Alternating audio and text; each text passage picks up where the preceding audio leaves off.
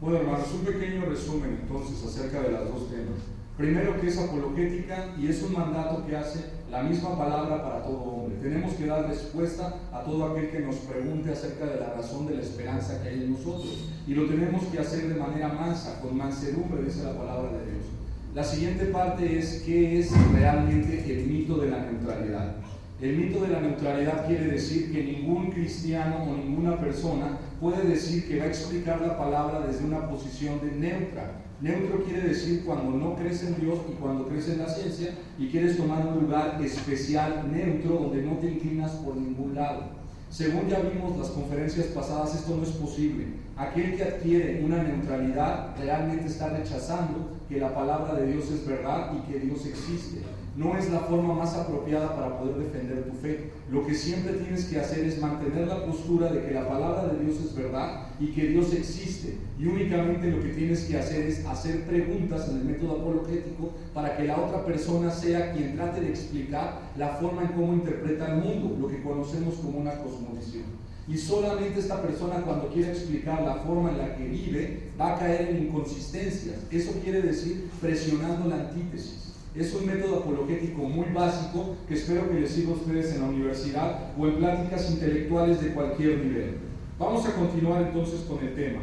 Dios juzgará a todo hombre. Eclesiastés 12:14. ¿Alguien lo puede buscar, por favor? Dice, como criaturas de Dios existiendo a su imagen, somos responsables ante Él y con su voluntad. Y ahí dice de manera clara Eclesiastés 12:14. ¿Alguien lo quiere leer? Por favor, se pone de pie y les doy el uso de la palabra. Adelante, Andrea. Porque Dios traerá toda obra a juicio juntamente con toda cosa encubierta, sea buena o sea mala. En este caso, mis queridos hermanos, ¿va a haber algo que Dios no va a traer a juicio?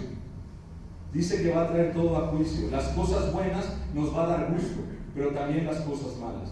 Y veíamos la conferencia pasada, que es una realidad que muchas veces queremos que la gente nos aplauda cuando hacemos algo que va conforme a la obediencia a la palabra de Dios. Y a veces no te aplauden, ¿es cierto?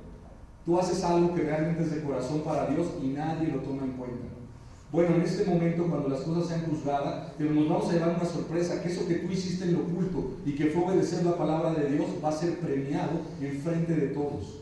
Pero sabes también que, mi querido hermano, aquellas cosas ocultas, nefastas, aquello que no quisieras que toda la gente se enterara, tus pecados y la forma en la que actuaste cuando nadie te veía, también va a ser llevado a juicio en frente de todos.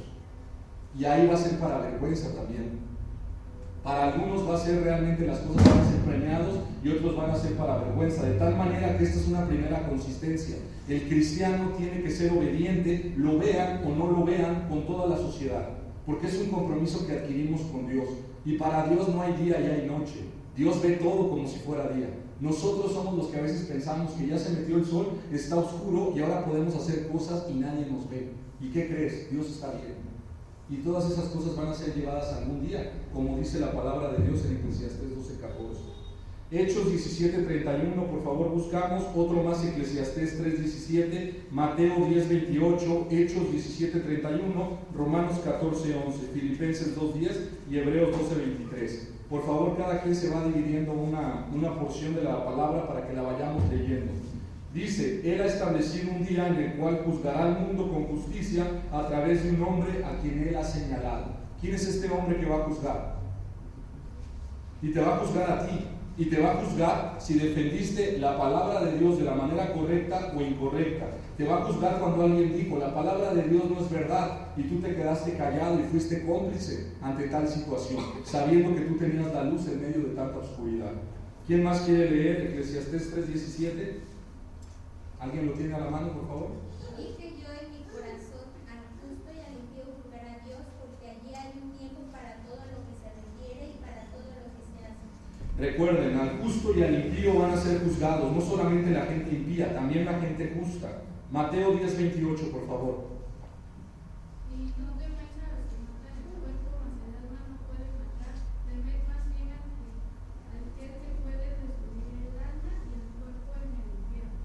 Una pregunta, vamos a tocar rápido el caso de Daniel, Sadrach, Mesach y Abednego. ¿Se acuerdan de ellos? Vámonos a la antigua Babilonia. Tenemos a un rey súper poderoso y este rey era un rey muy desgraciado. ¿Y por qué hablamos desgraciado? Porque él quería que se hiciera todo lo que su voluntad dijera. En la actualidad sí existe gente déspota, pero no al nivel que tenía él. Él tenía un dominio sobre todos los pueblos conocidos en la época de Medio Oriente en la actualidad. ¿Y qué termina pasando? El ego se le sube tanto que termina siendo una estatua, y en esta estatua le pide al pueblo que al sonar de las trompetas y de los címbalos, ¿qué tenía que hacer toda la gente? Arrodillarse delante de esta estatua. Imagínense nada más el poder que él tenía para obligar a toda la gente a postrarse delante de él. ¿Y quiénes son los que no se arrodillan? Aquellas personas que conocían las Escrituras y que habían hecho un pacto en su corazón junto con Daniel de no contaminarse con la comida del rey y con la forma en la que ellos vivían. Ellos conocían lo que se conoce como la Torá, o lo que eran los 5 primeros libros, que es la ley. Y en uno de ellos dice bien claro en Éxodo capítulo 20, dice: no te harás imagen ni te inclinarás ante ella. Ellos lo sabían. ¿Quién había escrito esas cosas? Bueno, había sido el mismo dedo de Dios, había dado ese tipo de mensaje, de tal manera que Dios había dado instrucciones a su pueblo. Y para ellos no era un juego. Ellos no dijeron: ¿qué tal si ahorita soy neutral y dejo al lado lo que yo sé y obedezco a este gandalla, que si no, ¿qué me va a hacer? ¿Cuál era el castigo para los que no obedecerían? Los iba a matar y a echar al lago del fuego, perdón, los iba a echar al horno.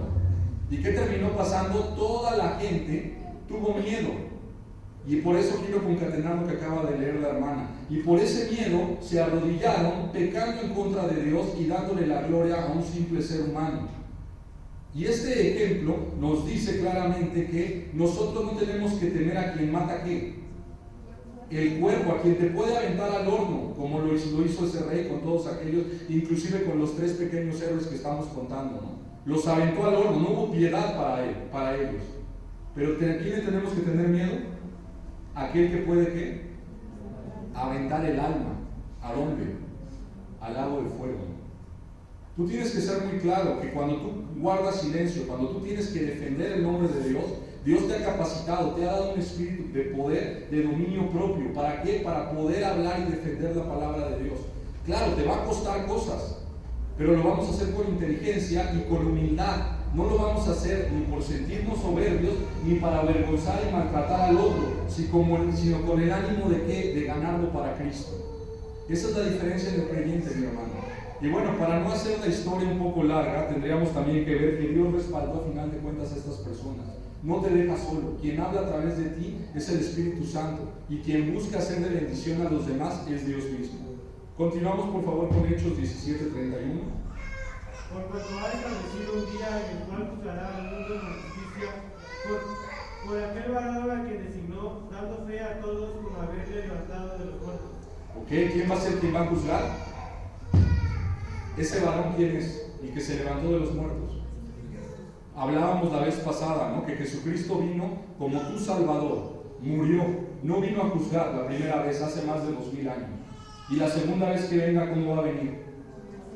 ¿Y por qué la gente se quiere esperar hasta el final para poderle pedir perdón? Ya después. Dice la palabra de Dios que te arregles con quien te acusa antes de ir con el juez. Porque una vez que estés con el juez, vas a ser echado ¿a dónde? A la cárcel. Es tiempo ahorita de poner nuestra vida, queridos jóvenes, en orden delante de Dios. No esperes cuando estés grande, no esperes antes de morir, y no esperes, como yo les explicaba en la conferencia pasada, 5 minutos antes de que el avión se vaya a estrellar, pedirle perdón a Dios y querer asegurar tu lugar en el cielo, porque te va a agarrar por sorpresa la muerte. Dios no puede ser burlado, dice la palabra.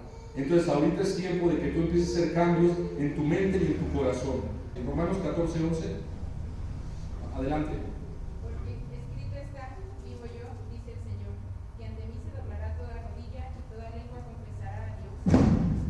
¿A quién no le gusta escuchar este versículo, mis queridos hermanos? ¿Creen que los ateos no están dentro de esta forma? ¿Qué es un ateo? Aquel que no cree en Dios. Teo es Dios, a es sin Dios. Aquel que tiene una postura filosófica que Dios no existe. La palabra de Dios es clara en Romanos 14:11 que toda rodilla. ¿A quién más creen que no les gusta este versículo? El maestro de la mentira. ¿Quién es el maestro de la mentira? Satanás. Y lo vamos a ver todos, mis hermanos, estando de rodillas, teniendo que reconocer que Jehová, que Dios mismo es el Rey, el único Rey soberano, que Jesús es Rey, y se va a doblar su rodilla en autoridad delante de Él. Él no es más poderoso que nuestro Dios. Él hace creerle a la gente que es el antagónico, pero Él fue creado. Él es una creación. muy inteligente, muy capaz y en sobremanera tiene poder. Influye en tantas mentes y tiene cautivos que le sirven a él en vez de desviar la atención de lo que sirven a Dios mismo. Y esto no es de qué sorprendernos. La palabra de Dios dice de manera clara que él ya había hecho esto en la presencia de Dios. Él engañó a seres celestiales, mis queridos hermanos. Dice que se llevó con él a una tercera parte de los ángeles.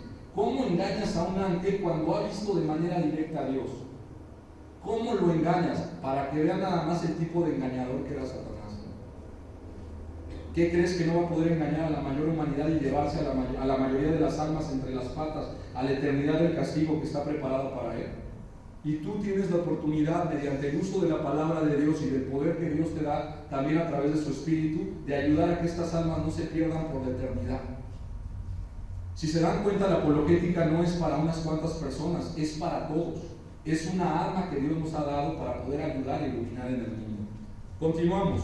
Hebreos 12, ahora sí, Filipenses 2:10. Para que en el nombre de Jesús se doble toda rodilla de los que están en los cielos y en la tierra y debajo de la tierra. Okay. Hebreos 12:23.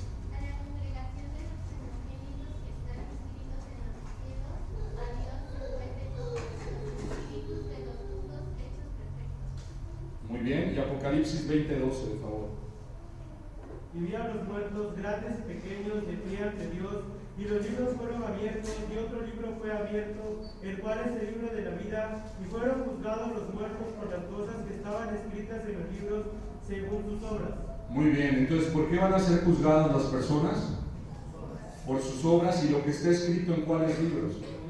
Les explicaba, y aquí me quedé en la conferencia pasada, que imagínate, así como hay un libro que se llama Amós, así como hay un libro que se llama Lucas, y que son libros que describen crónicas, reyes, la vida de las personas, hay un libro ahí en los cielos que tiene tu nombre, que tiene la fecha en que naciste y la fecha en que moriste. Y por ese libro va a ser abierto y tus obras van a hablar exactamente de lo que hay. Y dice que cómo vamos a conocer a las personas. ¿Cómo conocemos a las personas? Por sus obras, por su boca. Y ahí hay que cuidarnos, hermanos. ¿Qué dice tu boca? Aquí alabas a Dios, cantas, Dios te amo, pero en la escuela eres el primero que está invitando al vicio, que está diciendo groserías, que se sabe todos los chistes groseros.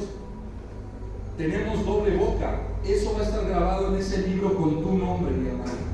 Va a estar grabado todo lo que tú pensaste, lo que dijiste y cómo actuaste. Y ahí sí vas a estar delante de Dios. ¿Has ido alguna vez a un juzgado? ¿Has visto cómo es la dinámica en un juzgado? Hay alguien que te acusa, pero el que te acusa tiene que tener una evidencia y testigos. La evidencia y los testigos, mis queridos hermanos, va a estar en esos libros. Y ahora sí no vas a decir si sí o si no. Ahí está toda la verdad de lo que pensaste, sentiste y quisiste ocultar. Porque Dios no puede ser burlado, mis hermanos. Dios ve lo profundo de tu corazón. Dios sabe lo que querías decir cuando dijiste sí o no, si lo dijiste de buena gana o de mala gana. De tal manera que si tenemos este conocimiento, mis hermanos, ocupémoslo y pongámonos a cuentas delante de Dios antes de que vengamos con Él y no haya tiempo más que seamos juzgados. Continuamos, hermanos. Mateo 12:36 dice: de hecho, aún daremos cuenta de toda palabra ociosa que hablemos. Mis hermanos, en la apologética, cuando tú estás compartiendo tu fe con otra persona y cuando le estás explicando que Dios es real, estás ocupando palabras. Y estas palabras, incluso las ociosas que tú piensas que nadie le importa, van a ser registradas y vas a dar cuenta de cada palabra que has dicho delante de Dios. ¿Es esto sorprendente? ¿Tienes preparado eso? La ventaja es que tenemos un mediador, que es Jesucristo. Continuamos. Ninguna de tus palabras son neutrales. Y esto es muy importante. O estás cumpliendo con la voluntad de Dios o no estás cumpliendo con la voluntad de Dios. Tu diario vivir, tu diario pensar y tu diario hablar dicen si estás confiando en Dios o no.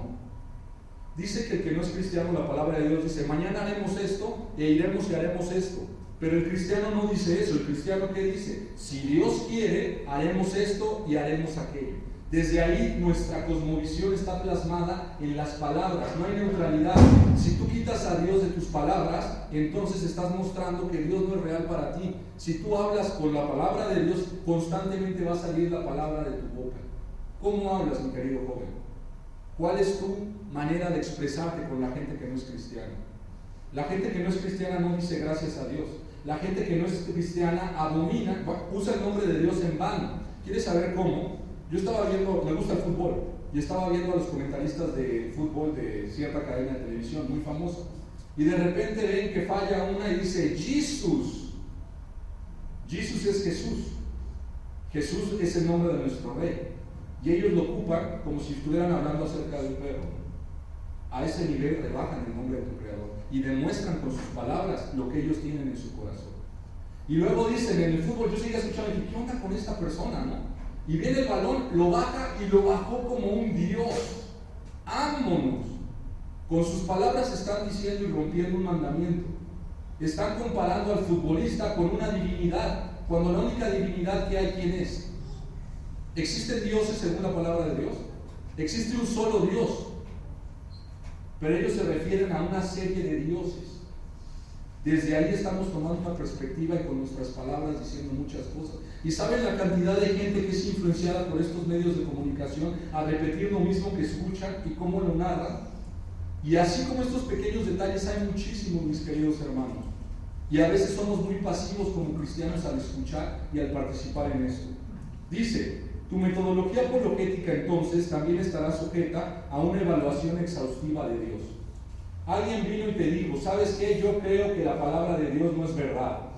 Y cuando tú vas a defender la palabra de Dios, Dios está escuchando si haces uso de la palabra o no haces uso de la palabra. Si tú empiezas a decir, no, es que la ciencia dijo que hubo una explosión hace 1000 años y que ahorita en el polvo de las estrellas se ha comprobado, ¿has ocupado la palabra de Dios para defender el nombre de Dios mismo? ¿Sí o no? Quisiste explicarlo con argumentos y razonamientos humanos sin ocupar la misma palabra que es tu herramienta principal.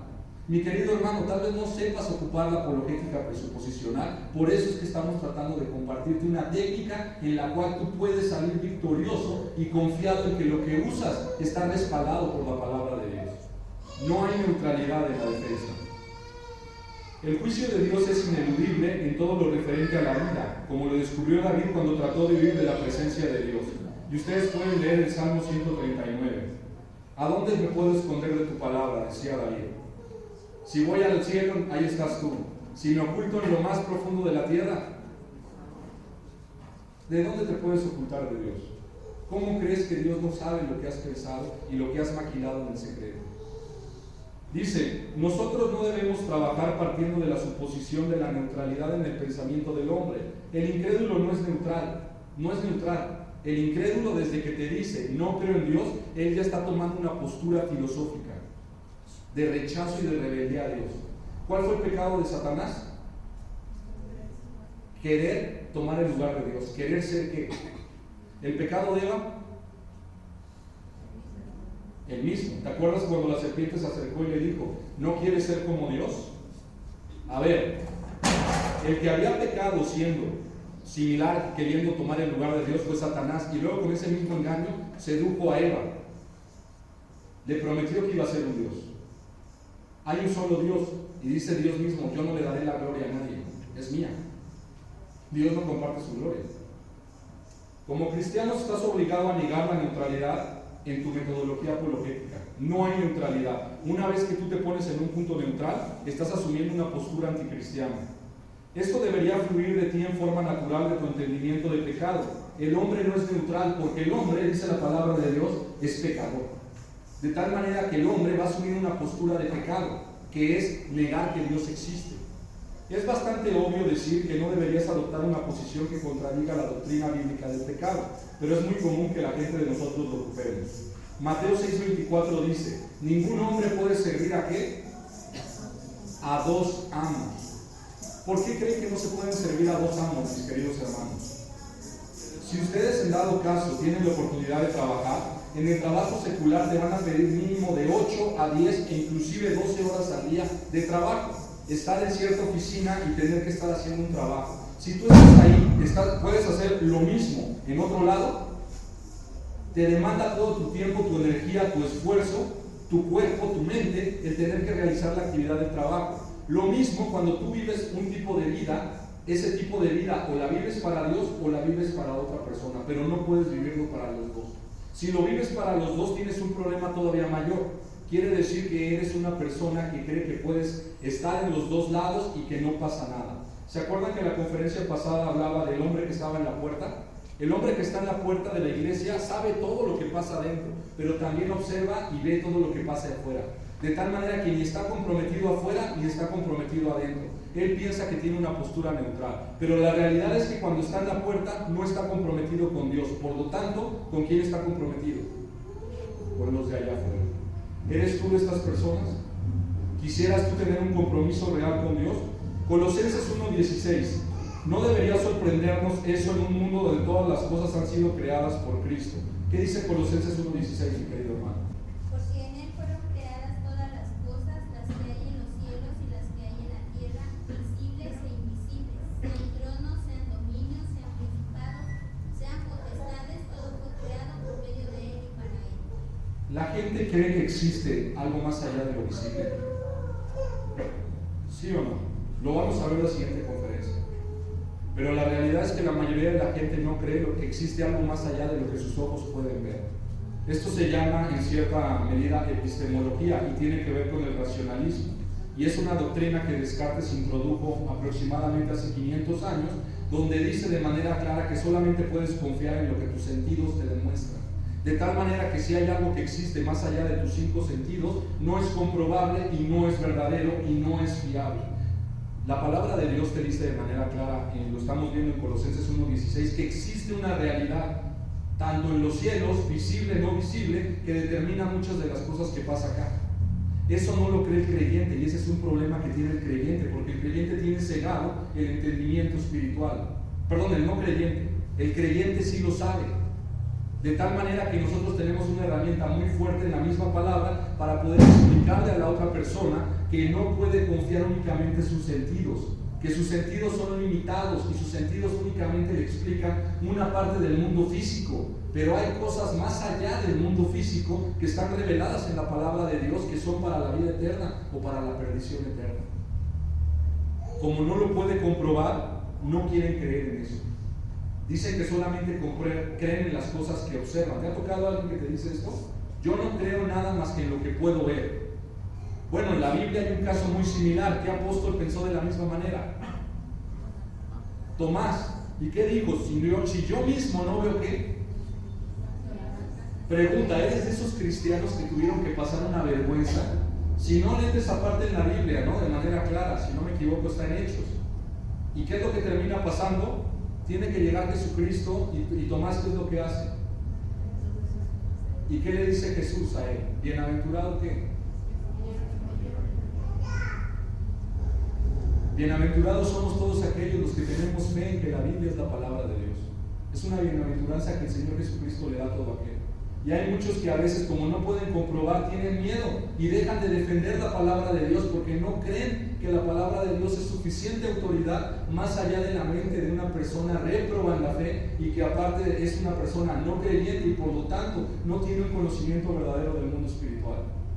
Si a ti te ha dado miedo o has guardado silencio porque no sabes cómo explicar las cosas del mundo espiritual o la de palabra de Dios, es porque no has tenido la confianza en que la Biblia no necesita otra cosa más que la leas para explicarse a sí misma. ¿Creemos que la Biblia es la palabra de Dios? Si es así, ¿por qué guardamos silencio cuando la gente nos dice que solamente creen en las cosas que ellos pueden comprobar? Hermanos, si alguna vez tú has guardado silencio entre esto, has fallado. Tú pregúntale a la persona, qué bueno que crees en las cosas del mundo material y qué bueno que también tienes intención de que todo es real. ¿De dónde provino tu mente? Tu cerebro sabemos de dónde proviene, es algo biológico, pero tu mente, sí, claro, ellos se van a mantener en su cerrazón de que solamente el mundo material explica lo que vivimos, ¿no? Pero cuando tú les empiezas a cuestionar que el mundo material en sí mismo no te puede explicar las cosas, tú le dices, ¿cómo puedes explicar que una célula tan pequeña tiene un diseño tan perfecto que hace que todo funcione? Hay máquinas de tamaño micro. ¿Quién lo diseñó? Ese es el argumento del diseño inteligente, mis hermanos. Es un argumento científico en lo cual tú reduces todo o lo llevas a lo máximo y hay un perfecto orden. Otro ejemplo es la Tierra. Si la Tierra estuviera unos cuantos kilómetros, a diferencia de lo que nosotros tenemos de cercanía del Sol o de lejanía, la Tierra o se congelaría o nos quemaríamos, así de fácil. tiene la distancia exacta, tiene el tiempo exacto, tiene la luna que se mueve a una velocidad exacta para las estaciones, y aún así la gente se niega a creer que Dios mismo lo creó. Entonces ya te acercas con la persona y le dices, bueno, si tú crees en el mundo material, qué bueno. Romanos 1 dice que del mundo visible dan testimonio de que Dios existe. Y aún así tú viendo el mundo material con tus 5 sentidos, le has quitado la gloria a Dios. Y este es el principio del pecado. Te envaneciste en tus pensamientos. ¿Y qué pasó? Te perdiste. Ocupas la palabra para explicarle que con sus mismos sentidos se puede ver la maravilla del mundo, se puede tocar, puede ver cómo funciona el crecimiento de un niño, puede ver lo maravilloso que es la vida, puede ver toda la creación. Y si aún así se mantiene que no existe un Dios, tú le dices de manera clara, has suprimido la verdad. El problema es que en tu mente tú has decidido activamente decir y sostener que Dios no existe, aunque lo estás viendo. Ese ya es tu problema, no es mi problema. Y es un problema ¿de qué? De que tú has tomado una decisión de antemano, porque estás enojado con Dios, porque no te conviene para tu futuro, porque tu mente está torcida, pero la palabra de Dios es clara. Es la manera más fácil, mis hermanos, de demostrar a una persona que solamente cree en el mundo material que Dios es real. Y no tienes que dejar la Biblia afuera, que es lo más sorprendente de todo esto, ¿no? La misma Biblia pone contra la espada y la pared al no creyente. Argumento que espero que ustedes lo apunten y lo ocupen cuando sea necesario, ¿no? Continuamos. Son sostenidas con la palabra de su poder. Otro argumento, Hebreos 1:3 dice esto, que todo se sostiene con la palabra de su poder. Tú pregúntale, como Dios le preguntó en el torbellino a Job, a ver si eres tan vivo, ¿qué sostiene la tierra, no? ¿Sobre qué está sostenida la tierra? Y pónganse a pensar nada más, ¿por qué la tierra no cae en el abismo que es el espacio? Y de por sí jala al sol, ¿no? ¿Qué sostiene el universo? Te van a decir, la teoría de la relatividad nos dice que es como una sábana y que son como pelotas que están... Ah, qué buena onda. ¿Y quién puso esa sábana? Desde ahí ya no pueden ellos continuar, ¿no? ¿Por qué? Porque rechazan una y otra vez la palabra de Dios. Donde todo es conocimiento está depositado en Él, quien es la verdad. Ellos te dicen, no existe verdad. En esta sociedad posmoderna relativista, la gente dice, tú tienes tu verdad, yo tengo mi verdad, y no hay verdad. Ese es el fundamento de muchos jóvenes. Pero la palabra de Dios dice de manera clara en Colosenses 2:3 y Juan 14:6 que Dios es la verdad. Y dice, y quien debe ser Señor sobre todo pensamiento. Segunda de Corintios 10:5. ¿Quién quiere leer? Vamos a leer esto para que no nos pasemos. Primero, Hebreos 1:3. Quien lo encuentre, Hebreos 1:3, se pone de pie, de favor lo lee. El cual, siendo el resplandor de su gloria y la imagen misma de su sustancia, y quien sustenta todas las cosas con la palabra de su poder, habiendo efectuado la purificación de nuestros pecados por medio de sí mismo, se sentó a la diestra de la majestad en las alturas. Dios sostiene todo con la palabra de su poder. De hecho, Él dice que Él dijo, sea la luz, ¿y qué pasó? Dios con decir las cosas pasa. Así de fuerte es nuestro Dios, ¿no? Continuamos, Colosenses 2:3, mis hermanos. ¿Quién lo tiene? En quien están escondidos todos los tesoros de la sabiduría y del conocimiento. ¿En quién están escondidos todos esos tesoros? En Dios, en Jesús mismo, ¿no? De tal manera que si tú quieres estudiar una ingeniería o una ciencia, la ciencia te va a llevar al conocimiento. ¿Que de dónde sale ese conocimiento? De Dios mismo. No hay conocimiento fuera de Dios, ¿no? Continuamos, Juan 14:6.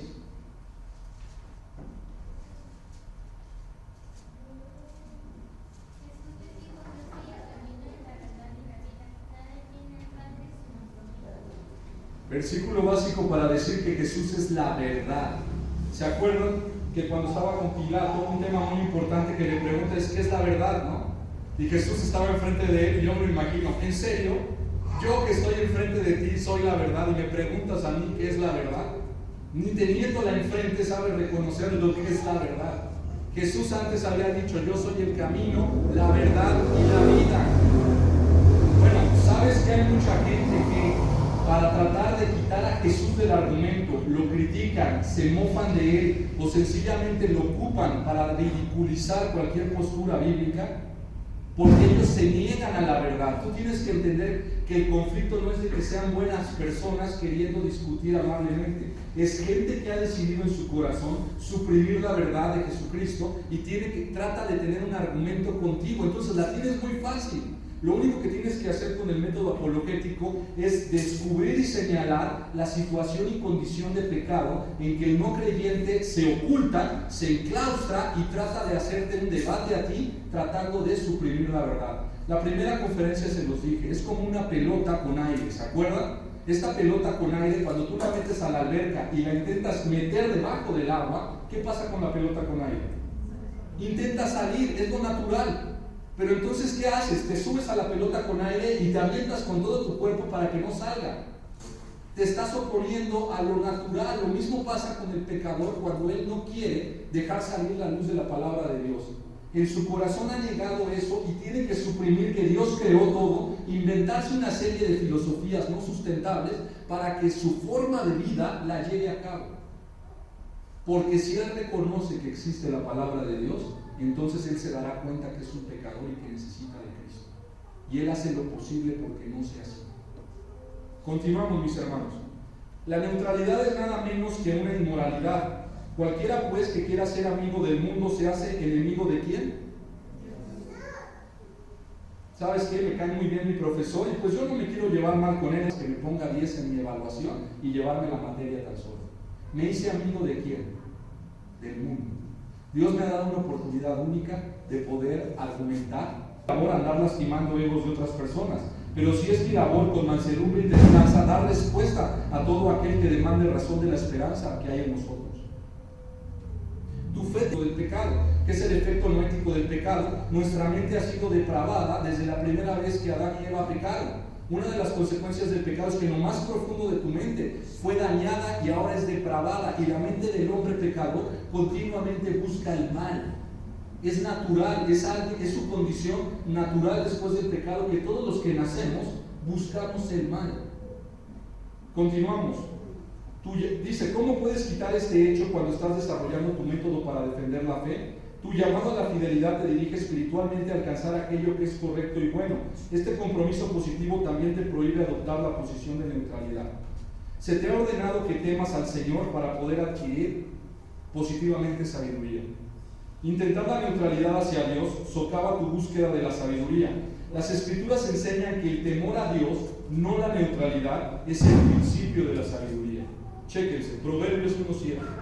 Vamos a ver cuál es la clave de ser sabios.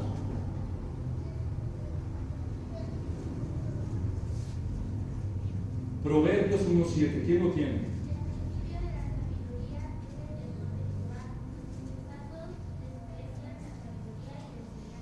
Muy bien, dos personas, ¿no? Los sabios y los insensatos. Y a ver aquí en qué perfil estamos, mis hermanos. El insensato, ¿qué es lo que hace? Desprecia la sabiduría. En cambio, el sabio tiene temor ¿de quién? Cuando yo soy neutral al debatir con alguien, obviamente yo no estoy tomando la postura y no estoy temiendo el nombre de Dios. Ni siquiera me imagino ese Dios todopoderoso que yo le estoy dando la espalda para tratar de tomar otro método para defender su propio nombre. Continuamos, hermanos. Proverbios 9:10. El temor de Jehová es el principio de la sabiduría y el conocimiento del Santísimo es la inteligencia. Así es, ¿quieres ser inteligente? Conoce al Santísimo. ¿Quién es el Santísimo? Dios. ¿Cómo conoces a Dios? A través de su palabra. ¿Lees la Biblia? No, pero en la escuela dice que soy bien inteligente porque me dicen 2 por 2 y yo contesto 4. Bueno, ese tipo de inteligencia la tiene la mayoría de los seres humanos. Pero la inteligencia que ante Dios vale es la inteligencia de conocer a Dios mismo. Mi pregunta es, ¿cuántas horas al día te pasas buscando conocer a Dios? Dice la palabra de Dios que lo mínimo que le tenemos que dar es el diezmo, porque Él es el rey y demanda el 10% de todo. Bueno, hazle el ejercicio. El día tiene 24 horas. Lo mínimo que le tienes que entregar a Dios al día, ¿cuánto es? Siguiendo la regla del 10%. 2 horas punto 4, ¿no? Para ser propios. ¿Realmente le dedicas eso a Dios al día? ¿Cuántas horas te la pasas durmiendo? ¿Cuántas horas te la pasas en el Facebook, en el WhatsApp, ¿Cuántas horas te la pasas desperdiciando tal vez con la televisión? Y cuando se trata de Dios le das 10, 15 minutos y eso es porque tienes que comer, cenar y desayunar, ¿no? Entonces le das 5 minutos en una oración mega rápida. Mis queridos hermanos, conocer a Dios es dedicarle tiempo, es estudiarlo, es aprender, es entablar una relación personal con Él. ¿Quieres ser conocido como alguien inteligente? Dedica este tiempo personal con Dios, que nadie te obligue, que salga de tu corazón, tú tendrás el mejor tiempo para poderlo hacer. Y dice que ¿cuál es la sabiduría? El temor a Jehová. ¿Qué es el temor? ¿Por qué le tememos a su nombre? ¿Porque es el más malo? Entonces son sabios los que le temen a los narcotraficantes que también vienen y pueden hacerte un daño. ¿Qué es el temor? Tú sabes la consecuencia de tus actos y tú sabes que Dios es un Dios justo, de tal manera que si tú rompes sus normas, tú sabes lo que viene para tu vida. Tú eres responsable de cómo actúas y de tal manera te vuelves alguien sabio. Dicen que hay dos tipos de creyentes y aquí voy a hacer una pequeña parte, ¿no? La palabra de Dios lo define de la siguiente manera. Existen aquellas personas que ya son maduras y aquellas personas que no han sido maduras. Y la palabra de Dios te define qué es un creyente maduro. Dice que es sabio y que sabe ocupar la palabra de verdad para bien y para mal. Sabe distinguir entre lo que está bien y lo que está mal. Y la pregunta para los hijos de Dios y los jóvenes: si ahorita te hicieran un examen y te dijera esto está bien y esto está mal, ¿sabrías distinguir qué está bien y qué está mal? Lo blanco de lo negro. Si alguien te dice, oye, fíjate que Maluma es un cantante excelente, vamos a su concierto, ¿sabrías distinguir si eso es algo bueno o algo malo? ¿Cómo lo sabes distinguir? Porque conoces la Biblia, ¿no? Y la Biblia dice de manera clara que ¿qué? A ver, explíquenme ustedes. Son decisiones que a veces es difícil. Otra cuestión. ¿Es bueno ir a un baile? ¿Es bueno tomar una cerveza? Alguien maduro en la fe sabe ocupar la palabra para saberte decir sí, sí o sí no en cualquier tema de la vida. Otro tema, ¿es bueno que yo tenga un novio no cristiano o una novia no cristiana? Si eres ya alguien maduro y sabio y temes de Dios, es porque conoces la Biblia y la ocupas correctamente en estos temas. Y así todas las preguntas difíciles, por ejemplo, ¿es bueno el aborto? ¿No es bueno el aborto? ¿Es bueno ir a la guerra? ¿No es bueno ir a la guerra? Si tú ya has pasado tiempo leyendo la palabra y estudiando, vas a tener respuesta para estos temas. De tal manera que vas a tener un temor en no agradar a Dios con tu vida en las decisiones diarias que tomas. Y aquí viene lo interesante de la vida del cristiano, mi querido hermano. La vida del cristiano son decisiones todo el tiempo, todo el tiempo. Son decisiones en la mente que previamente ya se tomaron en el corazón. Por eso es tan importante saber de qué lado estás, qué es lo que hay en tu cabeza. Porque de la forma en la que piensas, estás reflejando lo que hay dentro de ti, dice la palabra de Dios. Tal cual es su pensamiento, ¿qué? Tal cual es el hombre. Bueno, entonces vamos a continuar, perdón. Nos quedamos en Proverbios 15:33.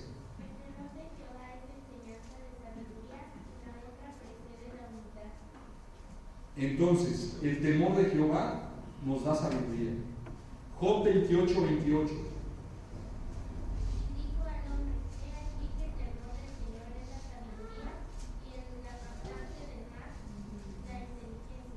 Muy bien, vean cómo define aquí el libro de Job, ¿no? Apartarse del mal. Eso significa ser santo, apartado del mal para un propósito distinto. Pregunta: en la Biblia y bueno, y en la iglesia, todos los hermanos intentan apartarte del mal, pero te dejan solito 2 segundos y tú solito ya te estás yendo a meter a las cosas malignas. ¿Realmente estás buscando ser apartado del mal o estás buscando todo lo posible por ser jalado por el mal? ¿Cómo somos jalados por el mal? Tenemos muchas veces amistades íntimas que no son creyentes. Y por ejemplo, Satanás siempre trabaja en lo oscuro, así se le conoce a él. Es una persona que siempre está observando y esperando los lugares donde tus padres o la gente que te cuida no te ve para meter ahí la cizaña y salir, ¿no? Así lo hizo con Eva. ¿Se acuerdan cuando estudiamos la primera conferencia? ¿A poco agarró a Eva frente a Adán? No, vio que Eva era más débil que Adán y lo que hizo es que esperó el momento correcto en que estaba sola y se acercó sutilmente y le dijo lo que Eva quería escuchar. Y recuerden que eso lo podemos aplicar. Muchas veces así funcionan inclusive las infidelidades. Agarran a la persona de la pareja sola, con problemas, lo que quieras, y empiezan a decirle lo que quiere escuchar. Pero ¿qué es lo que tenemos que aprender de esto? Si tú conoces la palabra de Dios, no vas a caer en estas cosas. No vas a andar buscando los lugares malos. Ahorita hay lugares muy ocultos y que la privacidad te permite poder tener una doble vida. Por ejemplo, los celulares o la tecnología. Los celulares ahora con una huella se abren de tal manera que no cualquiera puede ver lo que tienes adentro de tu celular. Los WhatsApp también te permiten tener información por grupos que no toda la gente sabe qué es lo que tienes. Las redes sociales, las computadoras también te permitan llevar una doble vida. De tal manera que no es sorprendente que en un lugar que se hace llamar tan cristiano como son los Estados Unidos, la mayoría de esa población tiene una conexión, una adicción muy fuerte a la pornografía. Inclusive se han descubierto, y hubo un caso terrible, mis hermanos, en Estados Unidos, de una famosa lista que salió, no sé si ustedes estuvieron al tanto, que en esa lista estaba gente que consultaba y que pagaba membresías a sitios pornográficos, y muchos de los nombres y tarjetas de banco que estaban ahí eran de grandes ministros del pueblo evangélico. Un quemazón total. ¿Por qué? Porque no hemos entendido que parte de la integridad y la santidad es que es en todas tus áreas, y que no tienes que estar coqueteando con el mal, sino que la sabiduría, ¿cuál es? Esto nos garantiza que no vamos a sufrir daños, que nuestros hijos no van a ser atacados, esclavizados por sus pasiones y deseos, que en el pueblo de Dios no se van a tomar malas decisiones. No, mi hermano, no te garantiza eso, pero la instrucción es clara: teme a Dios y ¿qué? Continuamos, perdón, hermanos. Salmo 110, 111, 10.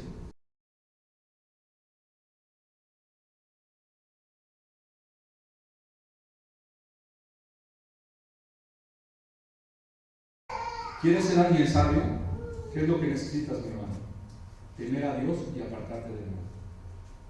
Espero, y esa es mi oración también por todos ustedes, mis queridos jóvenes, que cuando ustedes apliquen la apologética, primero hayan hecho un examen personal y ustedes hayan buscado la sabiduría de Dios. Dice la palabra de Dios en Salmo 119, 105. Su palabra es lámpara a mis pies y lumbrera a mi camino. Versículo básico para cualquier joven y adolescente. Y ahora me dirijo a los pequeños. No sabemos a veces cómo caminar en un lugar oscuro. Y yo vivo aquí cerca de Miahuatlán, pero donde camino no hay luz. De tal manera que si no saco mi celular y le pongo la función de lámpara, me tropiezo con cual piedra hay ahí o me sale cualquier animal y me hace un daño. Para evitar que eso pase, qué bueno que inventaron la lámpara en el celular, ¿no? Pero ¿qué termina pasando? Yo voy viendo las piedras y las voy esquivando. Dice la palabra de Dios que el que es sabio, desde lejos ve la trampa y se hace a un lado para no caer. Pero el que no es sabio, sino que es alguien que todavía no ha madurado su pensamiento, sigue caminando, se tropieza, cae y se lastima. ¿Quieres ser alguien avispado y no alguien que lo tomen por ingenuo? Entonces necesitas ocupar la Biblia como tu lámpara para que tú sepas qué decidir en cada situación de la vida. Y que no te vean la cara, que no te engañen, que no te lastimen. Una mala decisión a la edad de ustedes les puede lastimar tanto el corazón que inclusive les quita años de vida. La palabra de Dios dice que sobre toda cosa guardada, ¿qué debes de guardar? Pero caminas y todo lo del camino que hay una serie de trampas devoradoras de corazón que si te quitan el corazón o te lo lastiman, te quitan tus ganas de vivir, te pueden hacer pasar años muy difíciles. De tal manera que ¿cómo evitas todas esas trampas que hay ahí? ¿A través de qué? De la palabra. Continuamos. ¿Cómo podemos poner esta luz debajo de un almud y esperar que la apologética tenga éxito? A pesar de los supuestos de los incrédulos, Dios no es irrelevante para el mundo y la vida. Muchos de nosotros, mis hermanos, cuando no conocíamos el método apologético presuposicional, agarrábamos la Biblia y la guardábamos y queríamos discutir con otra persona desde nuestra razón, pensando que nuestra forma de hablar le iba a convencer a la otra persona. No es así. La palabra te demuestra que es el Espíritu de Dios a través de su palabra quien obra en el corazón de la otra persona.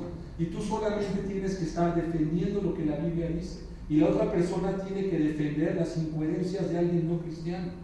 Es muy fácil, mi hermano. Entonces, lo primero es, no aceptamos la neutralidad. No nos ponemos y quitamos nuestra única arma, que es la Biblia, y la escondemos.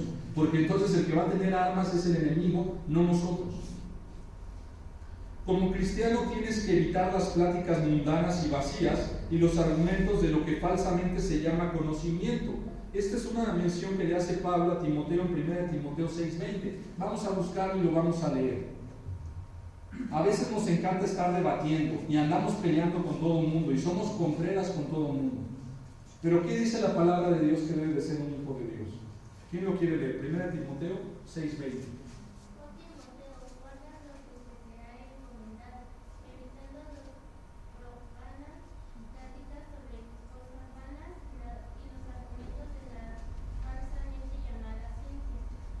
Así es. Ahorita, hermanos, y esto se los voy a decir porque cada vez lo veo más en las redes sociales, la ciencia está tomando un papel tan fuerte que ya se está volviendo una religión en sí misma. De hecho, los científicos son los predicadores de la ciencia. Y la ciencia no es mala mientras tú asumas que el conocimiento tú lo obtienes en principio en Dios. Pero hay mucha gente que está tratando de, a través de la ciencia, negar la existencia de Dios. Hay proyectos como el colisionador de drones en Europa que lo que busca encontrar es la partícula de Dios donde todo se originó. ¿Por qué? Porque quieren hacer a un lado que Dios existe y quieren decir que el hombre puede controlar y explicar cómo funciona el universo sin Dios. La mayoría de los avances en ciencia, en cambio genético, es decir, la ciencia quiere llegar a tal punto en el cual el hombre biológico no sea hombre en su mente ni en la forma en la que vive. Están inyectando hormonas de hombres en mujeres para detonar cambios físicos. Se ocupa la ciencia para matar a bebés de más chicos más efectivamente. Se ocupa la ciencia para matar a otros seres a través de armas cada vez más potentes como las armas nucleares. Se ocupa la ciencia para destruir al hombre. De tal manera que la ciencia en sí mismo no puede ser ni buena ni mala, pero el hombre le pone su visión y la ocupa ¿para qué? Para negar a Dios. No perdamos mucho tiempo también con la ciencia. La ciencia no es otra cosa más que un método, y eso se los explico rápido. El método científico consiste en la observación, en la comprobación, y de tal manera la repetición y la comprobación, y tú vas viendo que algo se repite una y otra vez, y después de repetirlo muchas veces vienes frente a un grupo de personas que se hacen llamar científicos, demuestras que lo que tú explicas se repite una y otra vez, y has creado, de una teoría pasa a ser una ley científica. Y entonces la gente lo toma como algo sumamente válido. Pero este pequeño argumento que se acaba de dar de 200 años para acá ha pasado a que la ley te dice si algo es bueno o es malo. La ciencia. Eso jamás ha pasado, chicos. La ciencia no te puede determinar si una cosa es buena moralmente o mala. ¿Quién es el único que puede determinar si algo es bueno o es malo? Dios. Continuamos, mis hermanos. Por lo tanto, tu método apologético debe retener la palabra fiel tal cual como ha sido enseñada, para que tú también puedas tanto exhortar con sana enseñanza como convencer a los que la contradicen. Pablo enseña que en Cristo están escondidos todos los tesoros de la sabiduría y del conocimiento. Si no, vean Colosenses 2, 3 y 8. Mira que nadie te tome cautivo a través de filosofías y huecas sutilezas. En la universidad se lleva un curso que es Introducción al Pensamiento Filosófico. Todos los chavos de 18 años tienen que enfrentarse con la filosofía. Y la filosofía que se enseña en las universidades son filosofías que atrapan la mente del muchacho. Muchos en la universidad se vuelven socialistas marxistas porque siguen a Marx como si fuera un profeta. Muchos se vuelven hegelianos, muchos se vuelven kantianos, muchos se vuelven dusselianos, muchos se vuelven platónicos, se vuelven seguidores de Aristóteles, se vuelven seguidores de Agustín de Hipona, de hombres, en vez de seguir a quién. Y encuentran en los argumentos de estas personas frases o formas de pensar que era lo que ellos querían escuchar para continuar con su estilo de vida. Por ejemplo, hay una filosofía que se llama hedonismo, que se metió desde la antigua Grecia. En Grecia, cuando tú estudias la antigua Grecia, te vas a topar con Sócrates como un gran pensador, luego con Platón, luego con Aristóteles, y luego se va depravando todo ese tipo de conocimiento hasta que llega al más burdo seguimiento del placer. Eso se le llama hedonismo, epicureísmo, y todo este tipo de ideas viven ahí. ¿Y qué termina pasando? La gente vive solamente para el placer. Pregunta, 2000 años después de que pasó Grecia, ¿el ser humano sigue viviendo en estas filosofías? ¿Cuántas de las amistades de ustedes solamente viven para lo que les genera placer?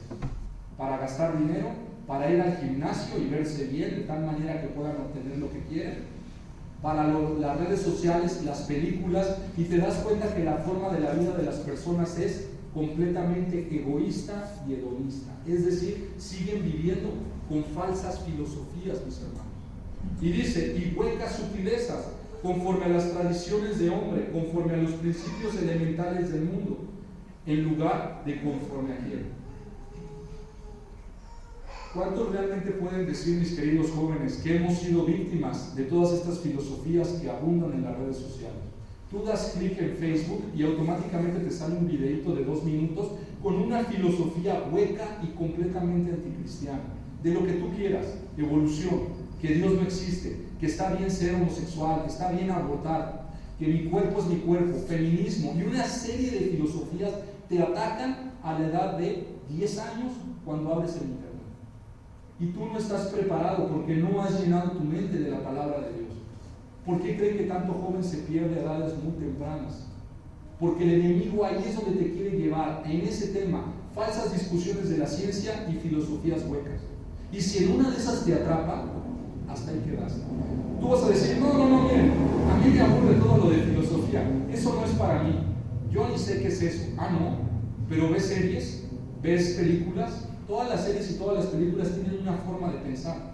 Si no, ponte a pensar, ¿cuántas series has visto, cuántas películas que se conoce la actriz guapo y la actriz guapa, no se casan, pero ambos de repente se besan, se empiezan a acariciar y la cámara sube? ¿Qué filosofía te está transmitiendo esa novela, esa serie o esa parte? Muy clara: sexo prematrimonial, lo cual la Biblia dice que no es lo correcto, andar con desconocidos, e inclusive hasta muchas de las series o películas truenan y se van con otro y hacen lo mismo, de tal manera que vives en una depravación sexual, pero no te lo dicen así, te lo dicen bonito y con gente muy guapa y muy bien vestida.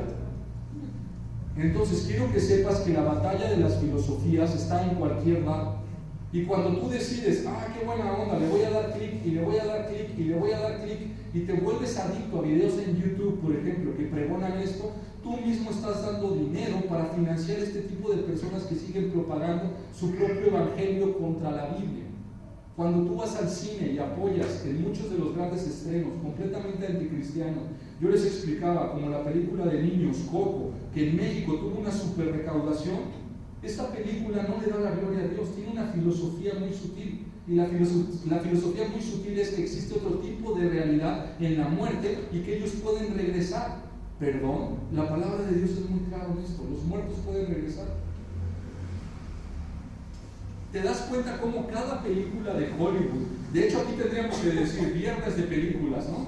Y que ustedes vean una película y ¿qué es lo que hacemos? La estudiamos, ¿no? La palabra de Dios es muy clara, no puedes ser neutral. Si tú eres neutral, automáticamente ¿qué has hecho?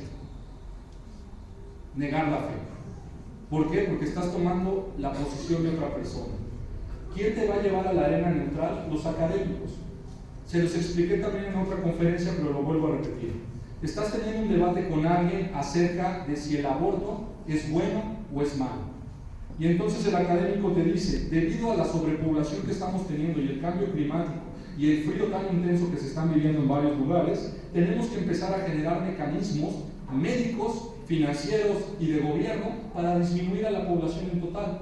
De tal manera que hay mucha gente en México que se embaraza muy joven, vamos a darles pastillas para el día después. Es decir, si 2 personas se unen sexualmente, al otro día con una pastilla se elimina el bebé que estaba ya empezándose a formar. Y entonces él dice, esto es lo más humano y de tal manera disminuimos a la población. Y tú lo escuchas por primera vez, ¿no? Y te mandan a ti. ¿Alguien opina algo contrario? Es una oportunidad para que des testimonio de lo que tú crees. ¿Te debe de dar miedo? ¿Te haces el que no escuchaste? ¿Qué posición tomas? Este ejemplo ya lo hemos visto en la Biblia. David iba ahí caminando y llevándole comidita a sus hermanos, y sus hermanos estaban en la fila de guerra. ¿Y qué termina pasando? Sale un gigantón de 3 metros y dicen, a ver israelitas, aviéntenme a su más vivo porque ahorita lo descuartizo y de tal manera ustedes nos van a servir a nosotros. ¿Y qué pasó con todos los que estaban en el pueblo de Israel? ¿Alguien le dio batalla? ¿Pero qué dijo este niño, David? el que iba ahí llevando el alimento. ¿Quién es este incircunciso? A ver, volvamos al tema. Un profesor está hablando acerca de que es bueno matar niños, bebés. Y todos guardan silencio porque dicen, ay, tiene 3 doctorados y se rumora que uno de ellos es en Harvard, ¿no? Y de repente tú vas pasando por ahí. Es una oportunidad para darle la gloria a Dios, ¿no? A ver, tú, lo que estás diciendo va en contra de lo que Dios dice. De tal manera que, y le presentas el argumento, la palabra de Dios dice en Éxodo 20, no matarás. Y lo que usted está haciendo es matar. Y lo primerito que te va a decir alguien de ese nivel intelectual es, ya llegaron los fanáticos aleluyos, ¿verdad? Y todos, sí, fanáticos aleluyos, como los filisteos le decían a David, ¿no? Y entonces, ¿qué vas a decir tú? Una piedrita, 2 piedritas. Y empieza, ¿por qué? Porque ¿en quién confiaba David? En Dios. Él nunca confió en que él era mucho más fuerte, rápido o inteligente que el enemigo que tenía enfrente, sino que le contestó desde el principio, has venido a retar al Dios de los ejércitos, ¿no? Al Todopoderoso. Y hoy te dará en mi mano por esa osadía y ese pecado que has hecho. ¡Wow! Entonces, ¿qué es lo que te dice? Muy a todo dar. Y entonces, ¿qué es lo que dice? Si quieres debatir conmigo, te va a decir el hombre intelectual, vamos a hablar desde un terreno que no sea religioso. Tus ideas religiosas y fanáticas, déjalas afuera. Explícame por qué no debo de matar. Primera trampa, ya te mandó el primer sablazo, ¿no? Y tú, si tú caes en ese juego y le dices, es que no hay que matar porque, pues es que Saturno y Urano y la ciencia y empiezas, y la historia, y te empiezas a basar en cualquier cosa que no sea la palabra de Dios, él ya te destrozó desde el momento que lo empezaron. Porque te va a demostrar lo mismo de lo que tú estás diciendo al lado contrario. Entonces tú tienes que decir, a ver. Que usted no crea en Dios no quiere decir que Dios no existe. O sea, ubíquese. Su mente está abajo de moles, ¿no? Primer trancazo, ya lo tienes en el suelo, ¿y qué pasa? Lo dejo vivir, ¿no? O sea, que ahorita se levanta. ¿Qué hizo David? Con su propia espada, moles, ¿no? Cortado la cabeza y ya no. Y con mansedumbre lo puedes hacer, ¿no? Dice, de tal manera que si la palabra de Dios es verdad, obviamente usted está suprimiendo lo que Dios dice. ¿Y por qué lo suprime? Porque tal vez usted ha mandado a abortar a otras mujeres. O tal vez usted está apoyando la irresponsabilidad de las personas. Pero si usted sigue por ese camino y dice que es válido matar a otras personas, bebés, luego va a decir que es válido matar a viejitos, luego va a decir que es válido matar a enfermos, luego va a decir que es válido matar a inmigrantes, luego va a decir que es válido matar a judíos, y tenemos a un Hitler en potencia. Apláudanle a su Hitler, que lo acabas de arrastrar enfrente de toda la gente con 2 movimientos. Y así como esto, mis queridos hermanos, se puede ocupar en cualquier área del conocimiento. ¿Qué fue lo único que hicimos? No tomar una postura de neutralidad, ocupar la palabra de Dios hábilmente para mostrar que la persona que estaba ahí, realmente el problema era él con Dios, no conmigo. Y entonces demostré por qué una persona así no puede ser lógicamente viable. Si tomamos esa postura, ¿dónde ponemos el freno como sociedad? Por eso Dios puso el límite, no matarás. Y de hecho dice, y eso lo platicaba con el pastor Otilio, cuando tú transgredes esta parte y aceptas el asesinato, esto va a ir subiendo de tal manera que después van a venir por ti y van a tocar a tu casa y ahora vamos a matar cristianos. Ya pasó en la historia. Lo único que nos defiende de no destruirnos como sociedad es el respeto a la vida. ¿Y por qué los cristianos defendemos el respeto a la vida? De un bebé, de lo que sea, porque el hombre fue creado a imagen y semejanza de Dios. Si tú lees Génesis, cuando Dios crea al hombre, dice, hagamos al hombre a nuestra imagen y semejanza. De tal manera que el primer gran pecador y asesino fue el primer ser humano que nació en este mundo, que fue Caín. Y el gran pecado de Caín, ¿cuál fue? Matar a Abel. Y al matar a Abel, mató a Dios mismo que había diseñado al hombre. Nada más había 3 seres humanos, 4 seres humanos en ese entonces. Y desde ahí traemos toda la maldad y la muerte. Qué interesante, ¿no? De repente en estas cosas. Espero que realmente haya sido un poco de utilidad los versículos bíblicos, y vamos a poner este tiempo en las manos de Dios y vamos a orar. Señor Jesús, te damos gracias, Padre, porque tu palabra, Señor, es un tesoro incalculable para nosotros. Gracias, Señor, porque tú nos permites tener argumentos y confianza en que tú vas por delante y tú peleas las batallas por nosotros. Te pido, Señor, que tú permitas que nosotros tengamos confianza en ti, conocimiento y convicción, para poder, Señor, dar respuesta a todo aquel que demande razón de la esperanza que hay en nosotros. Tú sabes las luchas espirituales de cada uno de mis hermanos. Tú sabes, Padre, los ambientes donde son hostiles las personas con ellos. Te pido, Señor, que les des sabiduría y que les des valor también, Señor, y un espíritu de dominio propio y de poder, para poder, Señor, también dar defensa con la Biblia en mano, Señor, no sin la Biblia. Que ellos siempre se acuerden, Padre, de que no deben de ser neutrales, sino que deben de tomar una postura de convicción que tu palabra es verdad, Señor. Gracias, Señor, porque tenemos historias de gente que así lo hizo en la Biblia, como fueron los amigos de Daniel, como fue David, Padre, y muchos otros que no dejaron su fe de lado, sino que con la fe dieron batalla y corrieron la carrera en esta vida, Padre. Ayúdanos a ser así. En el nombre de Cristo Jesús. Amén. Concluyo, hermanos, nada más. Las preguntas para la siguiente conferencia es el capítulo 4.